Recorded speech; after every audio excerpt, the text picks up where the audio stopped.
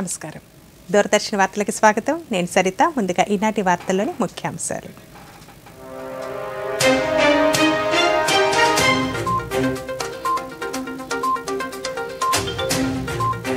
సంస్థానాలను విలీనం చేసి దేశాన్ని సమైక్యం చేయడంలో సర్దార్ వల్లభాయ్ పటేల్ కృషి చేశారన్న ఉపరాష్ట్రపతి సిపి రాధాకృష్ణన్.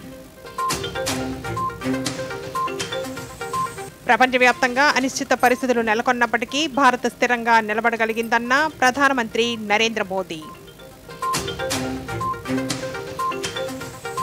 దేశంలోని పాడి రైతుల ఆదాయాన్ని పెంచేందుకు ప్రభుత్వం కృషి చేస్తోందన్న కేంద్ర హోంమంత్రి అమిత్ షా.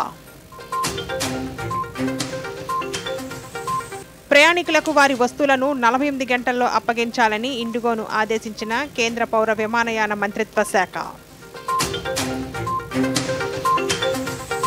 అల్లూరి సీతారామరాజు జిల్లాల అధికారులతో గంజాయి నిర్మూలన, అటవీ ఉత్పత్తులపై ఉప ముఖ్యమంత్రి పవన్ కళ్యాణ్ టెలికాన్ఫరెన్స్. ఇక వార్తల వివరాలు. రాజ్యాంగ నిర్మాత భారతరత్న డాక్టర్ బిఆర్ అంబేద్కర్ వర్ధంతి రోజు. ఈ సందర్భంగా ఢిల్లీలోని ఆయన స్మారక స్థలి చైత్రభూమి వద్ద రాష్ట్రపతి ద్రౌపది ముర్ము, ఉపరాష్ట్రపతి సిపి రాధాకృష్ణన్, ప్రధానమంత్రి నరేంద్ర మోదీ ఘన నివాళులర్పించారు. అంబేద్కర్ చిత్రపటానికి పూలమాల వేసి అంజలి ఘటించారు. అలాగే లోక్సభ స్పీకర్ ఓం బిర్లా, కేంద్ర మంత్రులు అర్జున్ రామ్ మేఘ్వాల్, పీయూష్ గోయల్ చైత్రభూమి వద్ద నివాళులర్పించారు. అలాగే కాంగ్రెస్ నేత రాహుల్ గాంధీ, ఇతర నాయకులు అంబేద్కర్కు అంజలి ఘటించారు.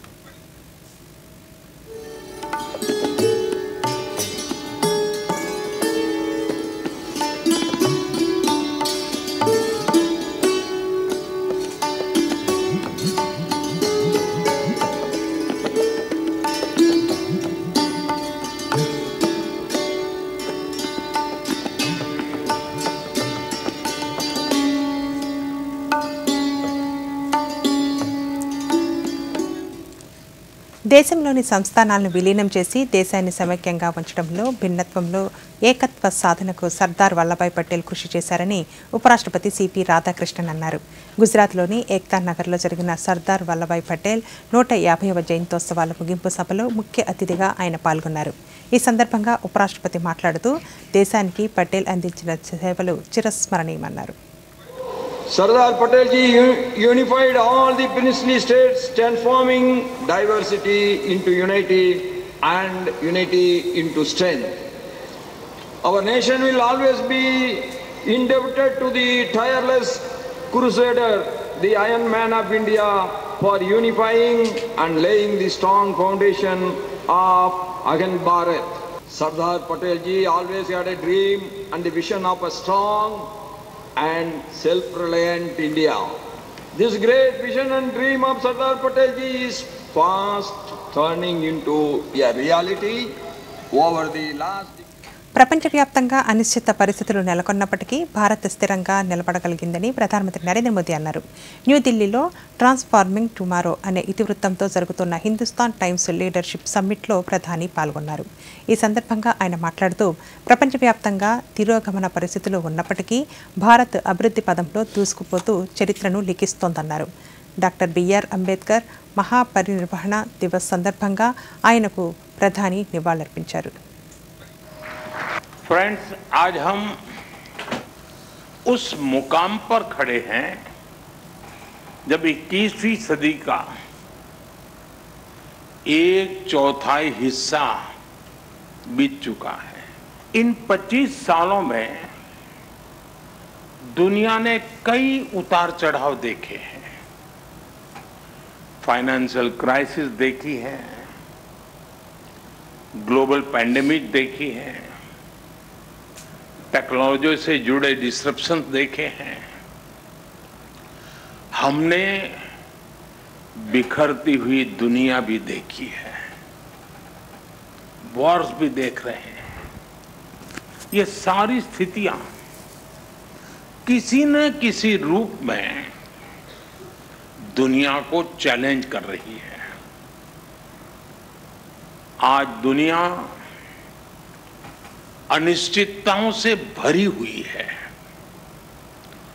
लेकिन अनिश्चितताओं से भरे इस दौर में हमारा भारत एक अलग ही लीग में दिख रहा है. भारत आत्मविश्वास से भरा हुआ है। जब दुनिया में स्लो डाउन ప్రధానమంత్రి నరేంద్ర మోదీ నాయకత్వాన్ని రష్యా అధ్యక్షులు వ్లాదిమిర్ పుతిన్ కొనియాడారు. అధిక జనాభా, వేగంగా అభివృద్ధి చెందుతున్న ఆర్థిక వ్యవస్థ, నరేంద్ర మోదీ రూపంలో ప్రధానమంత్రిని కలిగిన దేశం భారత్ అని అభివర్ణించారు. ఓ ప్రైవేట్ ఛానల్కి ఇచ్చిన ఇంటర్వ్యూలో ఆయన మాట్లాడుతూ బలమైన ఆర్థిక వ్యవస్థ, స్వతంత్ర సముపార్జన భారత సొంతమన్నారు. ప్రధానమంత్రి మోదీ ఎలాంటి ఒత్తిళ్లకు తలొగ్గని నాయకుడని కితాబిచ్చారు. ఇది భారతీయులు గర్వించదగిన విషయమన్నారు. చట్టబద్ధమైన ప్రయోజనాలను కాపాడటంలో కలిసి పనిచేస్తామని నొక్కి చెప్పారు. और वक्त के साथ इसके बदलने की रफ्तार तेज होती जा रही है। ये बात सब जानते हैं। नए समीकरण और नए पावर सेंटर बन रहे हैं। इन समीकरणों पर प्रभाव डालने वाली शक्तियां भी समय के साथ बदल रही हैं। ऐसे हालात में दुनिया के महान देशों के बीच स्थिरता बेहद ज़रूरी है। ये बहुत ज़रूरी है और विश्व के लिए ये स्थिरता विकास की आधारशिला की तरह है, चाहे ये दो देशों के बीच का मामला हो या फिर पूरे विश्व से जुड़ा। इस सिलसिले में प्रधानमंत्री मोदी के साथ हमारे संबंध बहुत अहम भूमिका निभाते हैं। ये न केवल हमारे द्विपक्षीय संबंधों के लिए अहम है, बल्कि हमारे पारस्परिक लक्ष्यों की प्राप्ति के लिए भी बेहद महत्वपूर्ण है।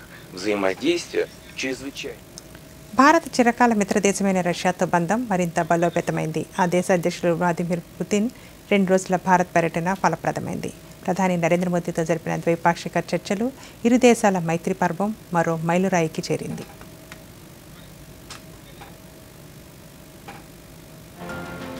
అగ్రరాజ్యం అమెరికా భారత్పై సుంకాల మోత మోగిస్తున్న వేళ ప్రధాని నరేంద్ర మోదీ దౌత్యపరమైన చతురత ప్రదర్శించారు. ఇందులో భాగంగా రష్యా అధ్యక్షుడు వ్లాదిమిర్ పుతిన్ భారత్లో పర్యటించారు. ఢిల్లీలో జరిగిన ద్వైపాక్షిక ఒప్పందాల్లో 5 ఏళ్ల ప్రణాళికకు ఇరు దేశాలు ఆమోదించాయి. ఇందులో భాగంగా 15 పైగా కీలక ఒప్పందాలపై సంతకాలు జరిగాయి. ఆరోగ్యం, ఆహార భద్రత, నౌకాయానం, ఎరువులు, విద్య, భారత్ నుంచి రష్యాకు నిపుణులైన కార్మికుల వలస తదితర రంగాలలో పరస్పర సహకారం పెంపునకు ఇవి దోహదపడ్డాయి. పర్యటనలో భాగంగా ప్రధానమంత్రి నరేంద్ర మోదీ నాయకత్వాన్ని రష్యా అధినేత పుతిన్ కొనియాడారు. సమర్థనీయ నాయకత్వాన్ని ప్రశంసించారు. ద్వైపాక్షిక ఒప్పందాలలో భాగంగా సుహృద్భావ వాతావరణంలో నిర్మాణాత్మక చర్చలు జరిగాయన్నారు. 23వ వార్షిక శిఖరాగ్ర సమావేశానికి భారత్ ఆత్మీయ స్వాగతానికి పుతిన్ కృతజ్ఞతలు తెలిపారు. అణు విద్యుత్కు సంబంధించి తమిళనాడులో కూడంకళం ప్రాజెక్టు నిర్మాణానికి రష్యా సహకారాన్ని వివరించారు. $100 బిలియన్ ద్వైపాక్షిక వాణిజ్య లక్ష్యాలను అధిగమించేందుకు 2030 వరకు వేచి ఉండాల్సిన అవసరం లేదని ప్రధానమంత్రి నరేంద్ర మోదీ అన్నారు. భారత్ రష్యా బిజినెస్ ఫోరంలో పుతిన్తో కలిసి పాల్గొన్నారు. ఈ సందర్భంగా ప్రధాని మోదీ మాట్లాడుతూ భారత్ ప్రపంచంలోనే 3వ అతిపెద్ద ఆర్థిక వ్యవస్థగా మారేందుకు వేగంగా అడుగులు వేస్తోందన్నారు. ఉగ్రవాదంపై పోరులో ఇరు దేశాల వైఖరిని పునరావృతం చేశారు. అలాగే ఉక్రెయిన్ అంశంపైన మోదీ ప్రస్తావించారు. భారత్ ఎప్పుడూ శాంతి వైపే నిలుస్తుందని పునరుద్ఘాటించారు. बिजनेस हो या डिप्लोमेसी, किसी भी साझेदारी की नींव आपसी विश्वास है। भारत रूस संबंधों की सबसे बड़ी शक्ति यही विश्वास है। ये हमारे साझे प्रयासों को दिशा भी देता है और गति भी देता है. భారత్ రష్యాల బంధం ఈనాటిది కాదు. 25 ఏళ్ల కిందట అంకురించిన ఈ ద్వైపాక్షిక మైత్రి బంధం భవిష్యత్తులో మరిన్ని మైలురాళ్లను చేరుకుంటుందనడంలో సందేహం లేదు. దేశంలో పలు విమానాల రద్దు నేపథ్యంలో కేంద్ర పౌర విమానయాన మంత్రిత్వ శాఖ ఇండిగో విమానయాన సంస్థకు కఠినమైన ఆదేశాలను జారీ చేసింది. కేంద్ర పౌర విమానయాన శాఖ మంత్రి కింజరాపు రామ్మోహన్ నాయుడు ఈ ఆదేశాలను సామాజిక మాధ్యమం వేదికగా ప్రకటించారు. ఇండిగో సంస్థ పెండింగ్లో ఉన్న అన్ని ప్రయాణికుల రిఫండ్లను వెంటనే క్లియర్ చేయాలని, రద్దు చేసిన లేదా అంతరాయం కలిగిన విమానాలకు సంబంధించిన రిఫండ్ ప్రక్రియ మొత్తం డిసెంబర్ 7 ఆదివారం రాత్రి 8 గంటల్లోగా పూర్తవ్వాలని మంత్రిత్వ శాఖ ఆదేశించింది.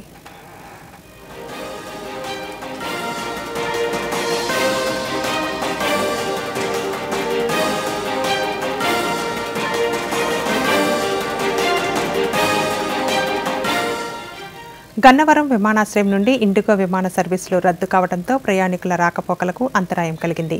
ఇప్పటికే విజయవాడ నుండి ఢిల్లీ వెళ్లవలసిన ఇండిగో సర్వీసును అధికారులు రద్దు చేశారు. దీంతో బొంబాయి, ఢిల్లీ నుండి గన్నవరం రావాల్సిన ప్రయాణికులు తీవ్ర ఇబ్బందులు ఎదుర్కొంటున్నారు. సింగపూర్ వెళ్లవలసిన ప్రయాణికులు గన్నవరం నుండి బొంబాయి, ఢిల్లీ వెళ్లవలసిన అక్కడి నుండి సింగపూర్ వెళ్లలేక ఇబ్బందులు పడుతున్నారు. విమాన సర్వీసులు రద్దయిందనే సమాచారాన్ని కూడా ముందస్తుగా ఇవ్వలేదని వారు తెలిపారు.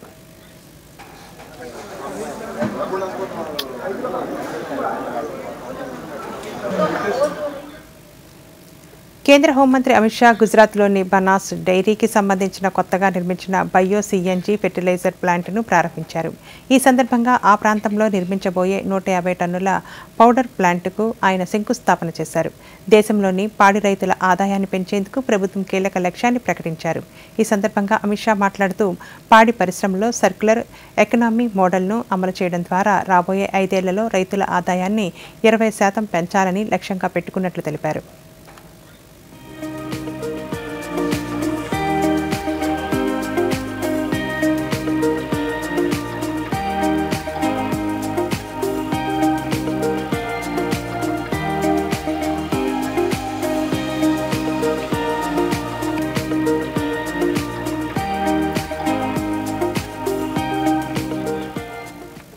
ప్రభుత్వ సేవలలో సామర్థ్యమే విశ్వసనీయతను నిర్మిస్తుందని కేంద్ర కమ్యూనికేషన్స్, గ్రామీణాభివృద్ధి శాఖల సహాయ మంత్రి డాక్టర్ పెమ్మసాని చంద్రశేఖర్ పేర్కొన్నారు. న్యూఢిల్లీలోని నేషనల్ కమ్యూనికేషన్స్ అకాడమీ ఫైనాన్స్లో జరిగిన స్పెషల్ ఫౌండేషన్ కోర్సు ముగింపు వేడుకల్లో మంత్రి పాల్గొన్నారు.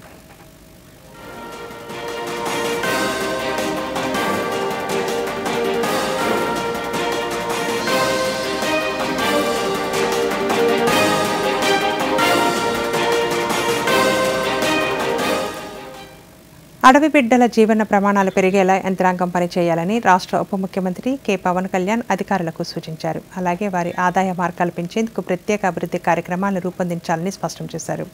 అటవీ ఉత్పత్తుల తయారీ, మార్కెటింగ్, ఎకో టూరిజం, పర్యాటకం పెంపు వంటి అంశాలను ప్రాతిపదికగా తీసుకొని గిరిజన యువతకు ఉపాధి కల్పించాలన్నారు. అల్లూరి సీతారామరాజు జిల్లా కలెక్టర్ దినేష్ కుమార్, ఎస్పీ అమిత్ బర్దర్లతో పవన్ కళ్యాణ్ గుంటూరు జిల్లా మంగళగిరి క్యాంపు కార్యాలయం నుండి టెలికాన్ఫరెన్స్ నిర్వహించారు. జిల్లా అటవీ ప్రాంతంలో గంజాయి నిర్మూలన అంశంపై చర్చించారు. అటవీ ఉత్పత్తులు, ఆర్గానిక్ ప్రొడక్ట్స్కి మంచి డిమాండ్ ఉందని, కాఫీ తోటలతో పాటు అడవిలో విరివిగా దొరికే ఉత్పత్తులను సాగు చేసేలా గిరిజనులను ప్రోత్సహించాలన్నారు. గడిచిన 5 ఏళ్లలో వైసీపీ పాలనలో జలవనరుల శాఖ పూర్తిగా నిర్వీర్యం అయ్యిందని, రైతాంగం వర్షాధారంపై ఆధారపడి పంటలు పండించుకునే పరిస్థితి వచ్చిందని రాష్ట్ర వ్యవసాయ శాఖ మంత్రి కింజరాపు అచ్చెన్నాయుడు పేర్కొన్నారు. దీనివల్ల రాష్ట్ర వ్యాప్తంగా రైతులు తీవ్రమైన నష్టానికి గురయ్యారన్నారు. శ్రీకాకుళం జిల్లా పరిషత్ సమావేశ మందిరంలో 32వ నీటిపారుదల సలహా మండలి సమావేశం జిల్లా కలెక్టర్ స్వప్నిల్ దినకర్ పుణ్కర్ అధ్యక్షతన జరిగింది. ఈ సమావేశంలో మంత్రి మాట్లాడుతూ రాష్ట్ర ప్రభుత్వం సాగునీటి రంగానికి అధిక ప్రాధాన్యత ఇస్తోందని, జిల్లాలోని 3,50,000 ఎకరాలకు సాగునీరు అందించే ప్రయత్నం చేస్తున్నామన్నారు. పూర్తిగా దెబ్బతిన్న వంశధార ప్రాజెక్టు హెడ్ గొట్ట బ్యారేజ్ మరమ్మతు పనులు 3 నెలల్లో పూర్తి చేస్తామన్నారు.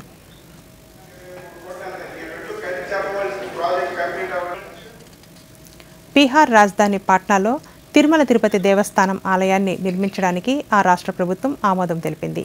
దీనిపై టీటీడీ చైర్మన్ బీఆర్ నాయుడు హర్షం వ్యక్తం చేశారు. ఆలయ నిర్మాణానికి పాట్నాలోని మొకామా ఖాస్ ప్రాంతంలో 10 ఎకరాలకు పైగా స్థలాన్ని కేటాయించనుంది. ఆ స్థలాన్ని 99 సంవత్సరాల పాటు కేవలం ₹1 టోకెన్ లీజ్ అద్దెకు ఇవ్వనున్న బీహార్ ప్రభుత్వానికి ముఖ్యమంత్రి నారా చంద్రబాబు నాయుడు, మంత్రి నారా లోకేష్ అభినందనలు తెలిపారు.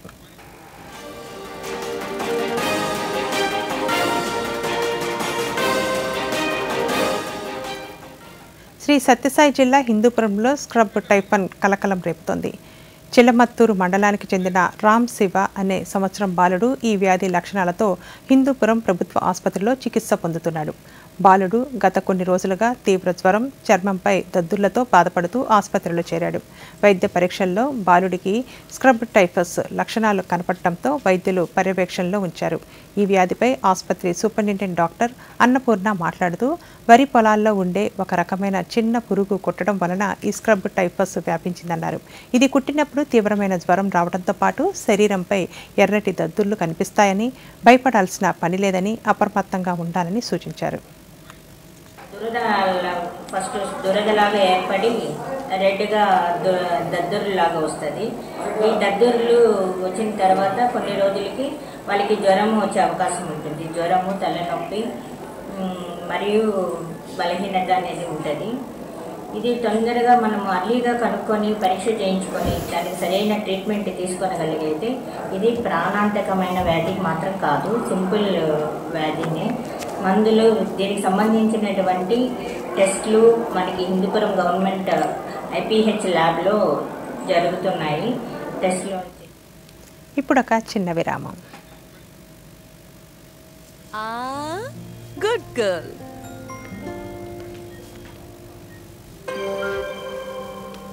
సాలరీ పడిందా? మరిప్పుడు కొత్త కమ్మలా? కాదు, ముందుగా పొదుపు, ముందుగా కమ్మలు. ఇదిగోండి, ప్రతి నెలా కొంత పొదుపు చేయండి, కొంత పెట్టుబడి పెట్టండి, ఇంకొంత ఎమర్జెన్సీ కోసం దాచుకోండి. దీనివల్ల టెన్షన్ ఫ్రీగా ఉంటారు. మరి ఆ కమ్మలు వెళ్తావా లేదా? ఇంజెక్షన్ ఇవ్వనా? RBI అంటోంది, పొదుపు చేసే వనిత సాధిస్తుంది ఘనత. తిరిగి వార్తలకి స్వాగతం. మచిలీపట్నంలోని రుద్రవరం కృష్ణా యూనివర్సిటీ నందు 3 రోజులుగా జరుగుతున్న కృష్ణా తరంగాలు ఈ రోజుతో ముగిశాయి. ఇందులో భాగంగా వివిధ కళాశాల విద్యార్థులు పాల్గొని పలు సాంస్కృతిక ప్రదర్శనలు ఇచ్చారు. ముగింపు వేడుకలకు ముఖ్య అతిథులుగా APSRTC చైర్మన్ కొనకళ్ళ నారాయణరావు పాల్గొన్నారు. ఈ సందర్భంగా విద్యార్థులు మాట్లాడుతూ విద్యార్థులలో దాగి ఉన్న సృజనాత్మకతను వెలికితీసేందుకు ఇలాంటి కార్యక్రమాలు దోహదపడతాయన్నారు.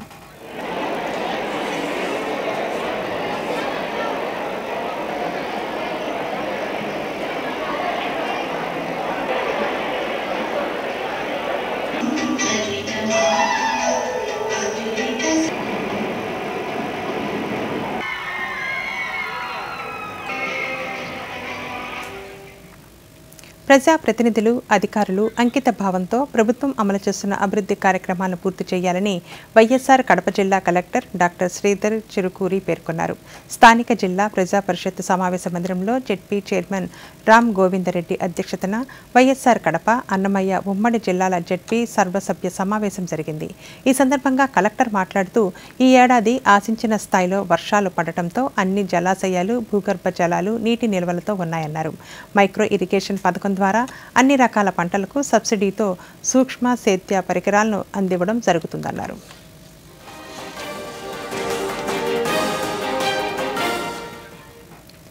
కాఫీ పండ్ల రకాలను బట్టి గ్రేడ్లు నిర్ధారించాలని అల్లూరి సీతారామరాజు జిల్లా incharge collector Paderu ITDA PO Tirumani Sripooja అధికారులను ఆదేశించారు. చింతపల్లి ఎకో పంప్లింగ్ యూనిట్ను వారు సందర్శించారు.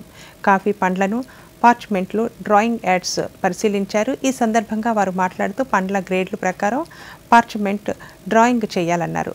అరకు కాఫీకి ప్రపంచ గుర్తింపు ఉందని, కాఫీ సాగును రైతులు లాభసాటిగా చేసుకోవాలని, ఇందుకు ప్రభుత్వం తరపున ఎటువంటి సహాయ సహకారాలు కావాలన్నా అందిస్తామన్నారు.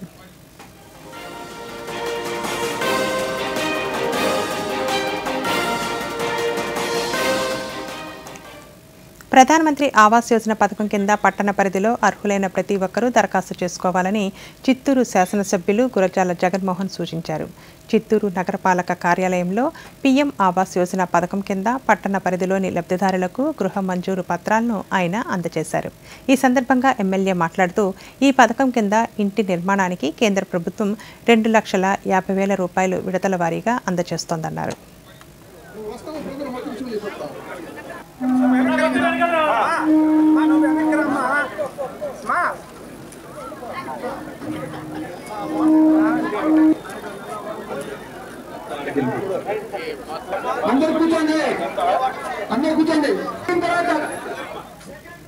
విజయవాడలో కృష్ణవేణి సంగీత నీరాజనం అంగరంగ వైభవంగా ప్రారంభమైంది.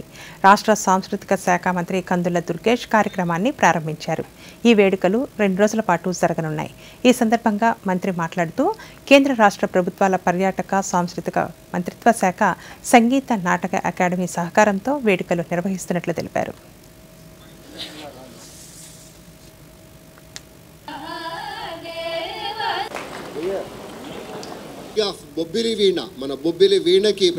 ఆంధ్రప్రదేశ్ రాష్ట్ర ప్రభుత్వం సంయుక్తంగా నిర్వహిస్తున్నటువంటి కృష్ణవేణి నీరాజనం కార్యక్రమం 3వ సంవత్సరం నిర్వహించుకుంటా ఉన్నాం.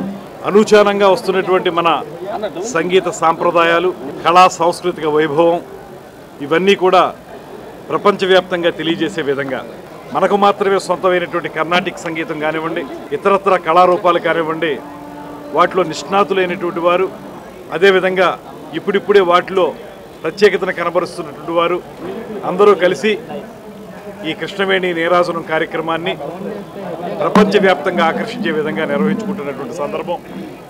ప్రధానమంత్రి మోడీ గారికి, కేంద్ర పర్యాటక సాంస్కృతిక శాఖ మంత్రులు షెకావత్ గారికి, భారత రాజ్యాంగ నిర్మాత డాక్టర్ బాబాసాహెబ్ అంబేద్కర్ వర్ధంతిని రాష్ట్ర వ్యాప్తంగా ఘనంగా నిర్వహించారు. అధికారులు, ప్రజాప్రతినిధులు ఈ కార్యక్రమంలో పాల్గొని అంబేద్కర్కు ఘనంగా నివాళులర్పించారు. ఆ విశేషాలను ఇప్పుడు చూద్దాం. యువత అంబేద్కర్ ఆశయాలను ఆదర్శంగా తీసుకొని ఉన్నతమైన సమాజ నిర్మాణంలో భాగస్వాములు అవ్వాలని రాష్ట్ర జలవనరుల శాఖ మంత్రి డాక్టర్ నిమ్మల రామానాయుడు చెప్పారు. పశ్చిమ గోదావరి జిల్లా పాలకొల్లులో నిర్వహించిన అంబేద్కర్ వర్ధంతి సందర్భంగా రక్తదాన శిబిరం నిర్వహించారు. బడుగు బలహీన వర్గాల అభ్యున్నతికి అంబేద్కర్ ఎంతో కృషి చేశారని, ఆయన త్యాగం, ఆలోచనలతో సమాజంలో ఎన్నో అసమానతలు నిర్మూలించబడ్డాయని తిరుపతి జిల్లా కలెక్టర్ డాక్టర్ ఎస్ వెంకటేశ్వర్ అన్నారు. రాజ్యాంగ నిర్మాత డాక్టర్ బిఆర్ అంబేద్కర్ వర్ధంతిని తిరుపతిలో నిర్వహించగా స్థానిక ఆర్టీసీ బస్టాండ్ కోడలిలో ఉన్న అంబేద్కర్ విగ్రహానికి కలెక్టర్ ఎస్పీ సుబ్బారాయుడుతో కలిసి పూలమాలలు వేసి నివాళులర్పించారు. సమాజంలో అణగారిన వర్గాలకు సమాన అవకాశాలు, సమాన న్యాయం అందించాలనే లక్ష్యంతో అంబేద్కర్ రాజ్యాంగాన్ని రచించారని కాకినాడ జిల్లా కలెక్టర్ సగిలి షణ్మోహన్ పేర్కొన్నారు. కాకినాడలోని ఇంద్రపాలెం కూడలిలో ఉన్న అంబేద్కర్ విగ్రహానికి కలెక్టర్, మున్సిపల్ కమిషనర్ ఎస్ సత్యనారాయణలు పూలమాల వేసి నివాళులర్పించారు. సమానత్వంతోనే సామాజిక న్యాయం జరుగుతుందని నమ్మి భవిష్యత్ తరాలకు సమన్యాయం అందేలా అంబేద్కర్ రాజ్యాంగాన్ని నిర్మించారని కృష్ణా జిల్లా కలెక్టర్ డికే బాలాజీ పేర్కొన్నారు. జిల్లా కలెక్టరేట్లో అంబేద్కర్ వర్ధంతి సందర్భంగా జిల్లా అధికారులతో కలిసి కలెక్టర్ బాలాజీ పూలమాల వేసి నివాళులర్పించారు. దేశవ్యాప్తంగా పలు విమాన సేవలు రద్దయిన నేపథ్యంలో ప్రయాణికుల తాకిడి అకస్మాత్తుగా పెరిగింది. ఈ పరిస్థితిని దృష్టిలో ఉంచుకుని భారతీయ రైల్వే ప్రయాణికుల సౌకర్యార్థం మరికొన్ని రైళ్లను అందుబాటులో ఉంచింది. ఇందులో భాగంగా 37 రైళ్లకు అదనంగా 116 కోచ్లను జోడించింది.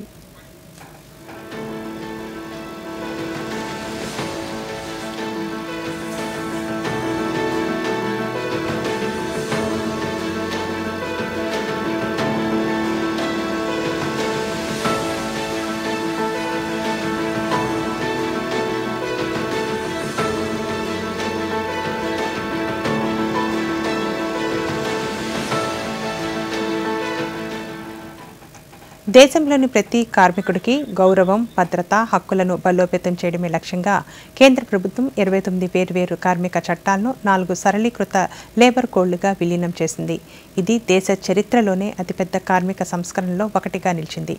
4 కొత్త కార్మిక కోడ్ల ద్వారా వివిధ రంగాలలోని కోట్లాది మంది కార్మికులకు లభించే ప్రధాన ప్రయోజనాలను ఈ కథనంలో చూద్దాం.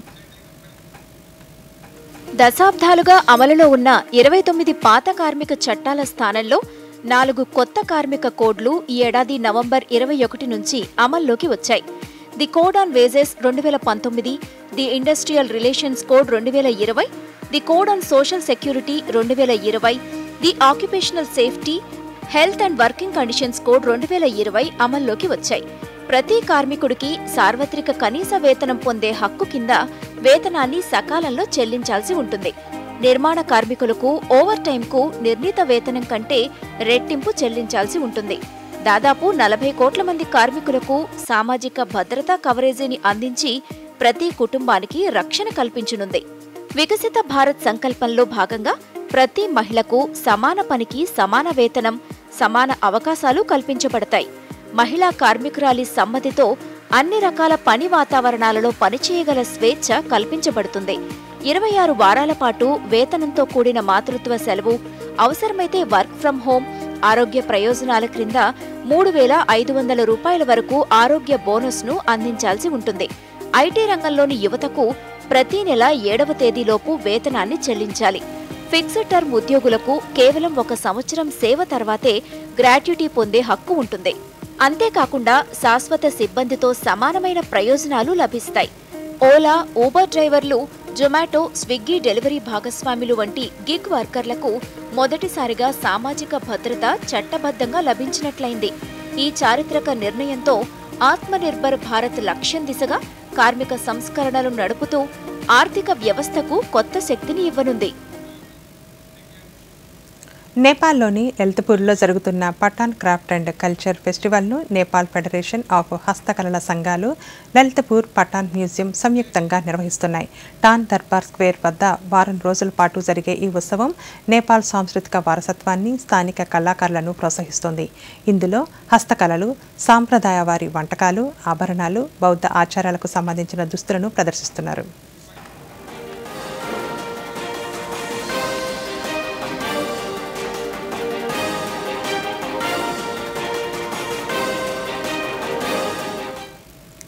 చిరుతల పరిరక్షణను ప్రోత్సహించడానికి ప్రతి ఏడాది డిసెంబర్ 4వ తేదీన అంతర్జాతీయ చిరుత దినోత్సవాన్ని జరుపుకుంటున్నారు. దేశంలో 1952లో చిరుతలు పూర్తిగా అంతరించిపోయిన నేపథ్యంలో చిరుత జాతిని పునరుద్ధరించడానికి భారత ప్రభుత్వం ప్రాజెక్టు చిరుతను 2022లో ప్రారంభించింది. ప్రస్తుతం దేశంలో మొత్తం 32 చిరుతపులులు ఉన్నాయి. వీటిలో 21 కోనలు భారత్లో జన్మించడం విశేషం. భారత వన్యప్రాణి పునరుద్ధరణ ప్రాజెక్టులో భాగంగా నమీబియా నుండి తీసుకువచ్చిన చిరుతలను మధ్యప్రదేశ్ ముఖ్యమంత్రి మోహన్ యాదవ్ కూనో నేషనల్ పార్కులో ఒక ఆఫ్రికన్ ఆడ చిరుత అయిన వీరాను 10 నెలల వయసు గల 2 కోనలను విడుదల చేశారు.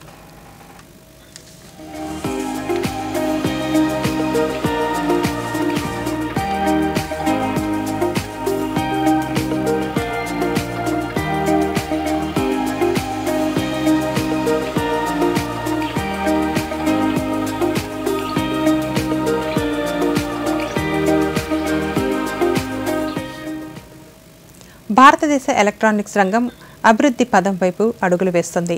భారత్ ప్రధాన ప్రపంచ ఉత్పత్తి దేశంగా నిలుస్తుంది. గత 11 సంవత్సరాల్లో దేశంలో ఎలక్ట్రానిక్స్ తయారీ 6 రెట్లు పెరిగింది. అంతేకాకుండా ఎలక్ట్రానిక్స్ ఎగుమతులు 8 రెట్లు పెరిగాయి. ఇది ప్రపంచ స్థాయిలో పెరుగుతున్న పోటీ తత్వాన్ని స్పష్టం చేస్తుంది.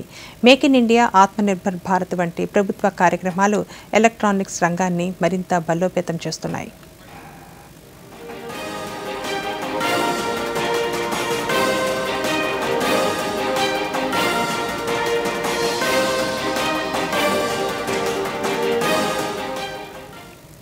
విశాఖలో దక్షిణాఫ్రికాతో జరిగిన 3 వన్డేల సిరీస్ను 2-1తో భారత్ కైవసం చేసుకుంది. తొలుత బ్యాటింగ్ చేసిన దక్షిణాఫ్రికా 270 పరుగుల లక్ష్యాన్ని నిర్దేశించగా 39.4 ఓవర్లలోనే భారత్ లక్ష్యాన్ని ఛేదించింది. 3వ వన్డేలో 9 వికెట్ల తేడాతో దక్షిణాఫ్రికాపై భారత్ విజయం సాధించింది. యశస్వి జైస్వాల్ శతకాన్ని సాధించి విజయంలో కీలక పాత్ర పోషించారు. రోహిత్ అద్భుతంగా రాణించి 73 బాల్స్కి 75 పరుగులు చేశారు.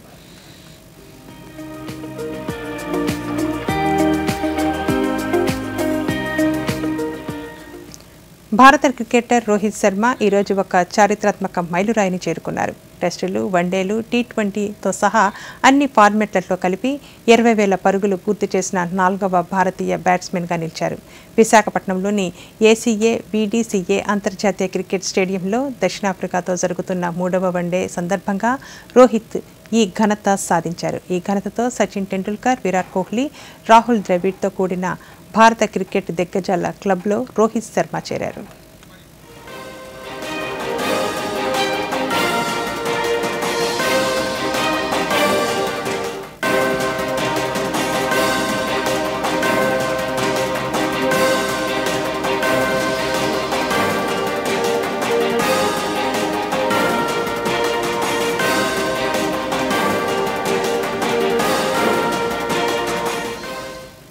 దేశ రాజధాని ఢిల్లీలోని డాక్టర్ కర్నీ సింగ్ షూటింగ్ రేంజ్లో 6వ జాతీయ పారా షూటింగ్ ఛాంపియన్షిప్ ప్రారంభమైంది. ఈ ఏడాది ఛాంపియన్షిప్లో 23 జట్లు దేశం నలుమూలల నుండి రికార్డు స్థాయిలో 514 మంది పారా అథ్లెట్లు, షూటర్లు పాల్గొన్నారు. ఈసారి టోర్నమెంట్లో పాల్గొనే వారిలో 30% కంటే ఎక్కువ మంది మహిళలు ఉండడం విశేషం.